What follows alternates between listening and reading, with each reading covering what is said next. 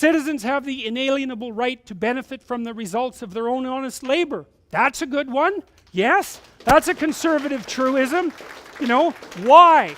Well, it isn't because you're good-hearted and you want them to have money. It's because they'll work if you let them benefit from the work, and you want them to work, because if they work, then they do things that you need. It's as simple as that. It's self-interest, and it's the right kind of self-interest. So if you work hard, it's like, great, have your money. You know, and you hear people all the time talking about how corrupt our society is and how the 1%, you know, occupies this pinnacle position. You know, the 1% turns over pretty damn fast, just so you know it. So you have about a 10% chance of spending at least 1 year in the top 1% chance during your life. I think that's right. I think it's 10%. It might be higher than that. But it's fast. The 1% is stable as a phenomena, but it turns over very rapidly in terms of who occupies it. And it's the same in every society. The wealth is always distributed inequitably. It's a natural law. You can look it up. It was discovered by a guy named Wilfred Pareto back in the late 1800s. Goods tend to distribute themselves inequitably. It can be a problem, but it doesn't mean that there's something fundamentally corrupt about the social structure that's driving it in that direction. And like, you don't want some filthy rich geniuses lying around? Like, maybe you do. I mean, look at what Elon Musk is doing, for God's sake. Maybe he should have 10 times as much money as he has. He's going to launch a rocket every 5 days to Mars in the next 10 years, right? He wants to wipe out fossil fuel cars, and he might do it. He wants to revolutionize the transportation system, and he might do it. He wants to put us on the damn solar grid with his new batteries, and he might do it. It's like, oh no, he has a couple of $1 billion. Well, God only knows what he's going to produce with that. It's like, so obviously there's going to be some corrupt rich plutocrats who do nothing but smoke cigars and snort cocaine. They're not going to live very long anyways. But there's lots of people out there who have the money they have because they would really like to do interesting and creative things with it, not because they're interested in gathering more, you know, paper money to stuff in their mattress and to feel the smooth delight of gold coins between their fingers before they go to bed. Like, what kind of attitude is that towards people who've made their fortune? You know, you think that about Steve Jobs? You think that about Bill Gates? I mean, good God, I don't know how, those people made a lot of money, but man, thank God they were around, you know? They've given us some tools that are just absolutely unbelievable. So, you know, maybe we could leave the jealousy of the successful behind for a while and notice now and then that some of the people who got to where they are actually deserve to get to where they are, and we should be thankful that they exist. That would be nice. A little gratitude. And that's a good conservative value too. It is more noble to teach young people about responsibilities than about rights. That's a good conservative message. It's like you have a son, you know, or you have a daughter, and you say, bloody well, grow up, stand on your own 2 feet, make something of yourself, right? So that I can be proud of you when you come over. And so that maybe you're useful in a crisis. It's like, pick up your damn load and shoulder it and do something useful. And forget about your damn rights for a while. You can think about what it is that you should be doing to benefit yourself and your family and society, and you'll find some purpose in your life because of that. And so, well, that's a counterposition to the perpetrators of the endless rights buffet, right? Well, as long as we give you enough rights, you're going to be what? Free? You're going to be happy? It's like, yeah, sure. You'll drown in a sea of chaos. And that's what's happening to people now too. So, and that's why young people are so hungry to have someone talk to them about responsibilities. Here's another one. Radical change should be viewed with suspicion, particularly in a time of radical change.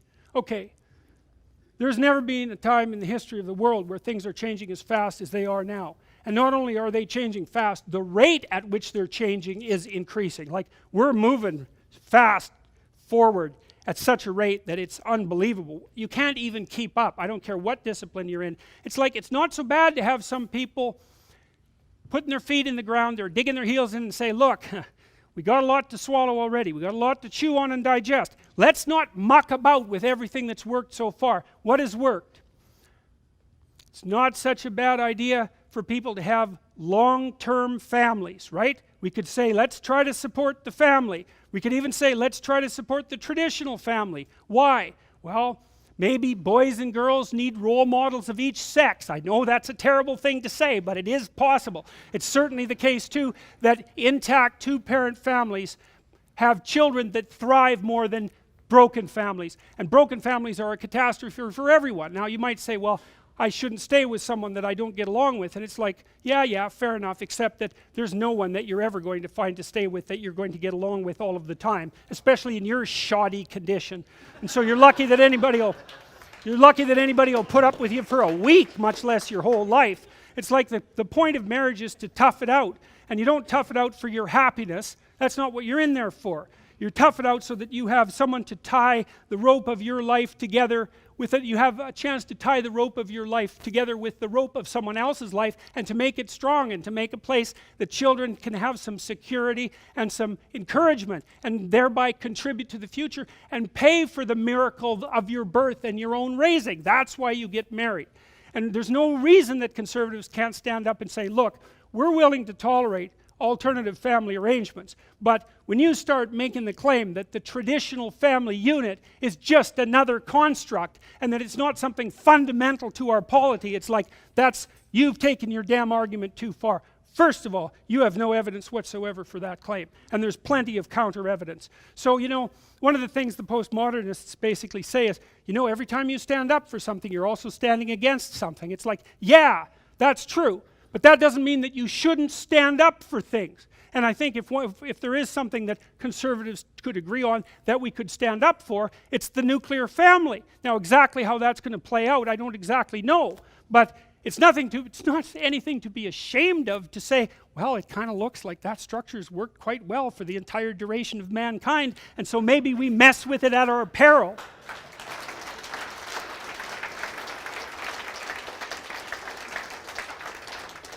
Here's another one. The government, local and distant, should leave people to their own devices as much as possible.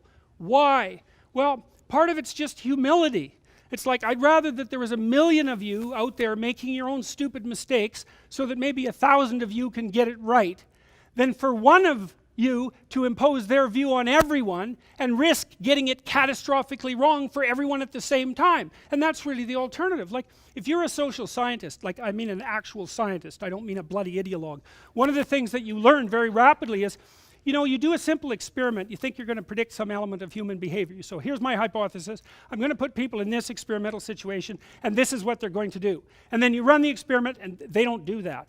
They do something completely different. You find out that even though what you had them do is really simple, you don't have a clue what they're up to. And that's just a tiny little controlled experiment about one little tiny thing, and you're wrong. It's like, one of the great advantages to conservative philosophy is that it's humble. It's humble from the perspective of social experimentation. It's not like everything's great and we should just continue going the way we're going. It's like, well, everything isn't as broken as it might be, and I'm kind of stupid and blind, and all I have is a bat, and probably hitting it isn't going to make it any better. All I'll do is shatter it. And so the conservative says, it's working. Be quiet. Sneak away. Maybe it'll keep working. And that's a perfectly reasonable perspective. Now obviously sometimes things have to change, but the conservative can come up and say, don't be thinking that you have so much evidence that what you're doing is right, or that it will have the outcome that you expected. I'll tell you a quick story. This was told to me by a woman named Joan McCord, who was one of the world's first female criminologists, by the way, a PhD from Temple University, a genius level person. Very tremendous integrity, tough person. She did a study in a place called Somerville in the United States, in Massachusetts, in the 1930s. Famous study. And so here was the deal. They'd identified a bunch of inner city kids in rough neighborhoods and felt, that they were more likely to be on a criminal track.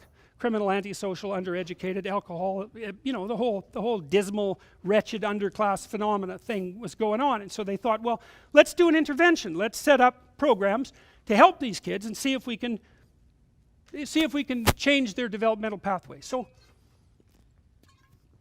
they designed a fine study, man. I had the kids, I'll get the details wrong, but I got the story right. They had the kids, they made them more literate, they educated them more. They had their parents take training courses. They did social skills training.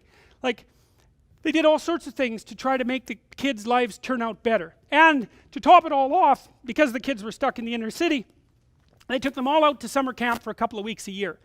And so they could get away from the city and, you know, enjoy the countryside and have a little bit of a vacation, a little taste of a higher quality life. Yeah, so great. Everyone's thrilled with the damn program. The kids are having a great time at camp. The counselors are thrilled. The psychologists, they think they're doing a wonderful job. Great, it's working beautifully. Except, then they did the data analysis. Guess what happened? The kids in the treatment group, there was a control group, right, that didn't get all this special treatment, randomly assigned. It was a very nice experiment. The kids in the treatment group did worse on virtually everything that was measured. Worse. Why? Don't put antisocial kids together in the same camp for 2 weeks during the year. Right, because what happens is that the bad kids teach the slightly less bad kids to be worse. It's a well-documented phenomena. That's why what happens in prisons happens in prisons. What we do with criminals is the worst thing you could possibly do to criminals if you don't want them to continue to be criminals, except for the fact that you keep them in there till they're old enough, generally speaking, so they're less likely to engage in criminal activity. But what was learned from the Somerville study was, don't be so sure your good intentions are going to produce the results that you intend, because they probably won't, and they probably won't for reasons that you never even imagined. And the other one was, don't group bad kids with good kids on the assumption that the good kids will make the bad kids better, because that isn't what happens. What happens is the reverse. If you put 2 or 3 bad kids with a bunch of good kids, then the good kids get worse. The bad kids don't get better. Very well documented social science finding. Well, the reason I'm telling you the Somerville story is because, God, who could argue with that study, right? It's like, these kids were poor, they were struggling. It's like you want to lift them up, you want to make their life better. You do this wonderful, expensive, well-motivated experiment, and then you run the damn data analysis and you find out that there was one thing wrong with your social intervention philosophy that you didn't understand, and you actually made it worse. Well, and so Joan McCord, she spent much of the rest of her life going around telling social scientists, when you run a social experiment, politicians, the same thing. When you run a social experiment, especially on a large number of people, especially without their consent, then gather the data and do the follow-up study. Because it's highly probable that you'll find that what you did didn't work, or maybe it even worked backwards. And you'll never know that unless you do the study. And so what people took away from that, the social interventionist types took away from that was, whatever you do with your social intervention policy, don't run the study. Right. That was the wrong lesson, by the way.